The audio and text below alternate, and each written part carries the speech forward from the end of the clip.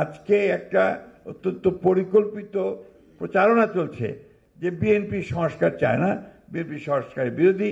BNP হচ্ছে সেই দল যে দল সবচেয়ে আগে সংস্কারের কথা বলেছে, কাজ শুরু করেছে এবং আধুনিক বাংলাদেশ গড়ার ক্ষেত্রে অগ্রণী ভূমিকা পালন করেছে। আমি ধন্যবাদ জানাতে চাই আজকে আমাদের মিল্লাত সাহেবকে এবং তার আমাদের সহকারী সাহেব খানকে যে তারা এই নতুন যে গেটওয়ে, আপনার ডিজিটাল গেটওয়ের ব্যাপারে উদ্যোগ নিয়ে তারা এই কাজটি শুরু করেছেন অনেক আগে, বেশ আগে।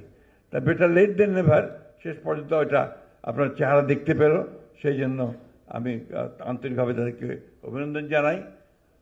একটা কথা কি যে আমাদের জেনারেশন, যেটা কিছুক্ষণ আগে দাদা বলেছেন, আমাদের জেনারেশন আমরা কিন্তু আপনার কিছুটা এই নতুন প্রযুক্তিতে একটা অশিক্ষিত জেনারেশন। আমার নাতি আমার চেয়ে অনেক ভালো জানি আপনার কিভাবে আপনার এসব চালাতে হয়, এটা বাস্তবতা, দ্যাটস দ্য ট্রুথ।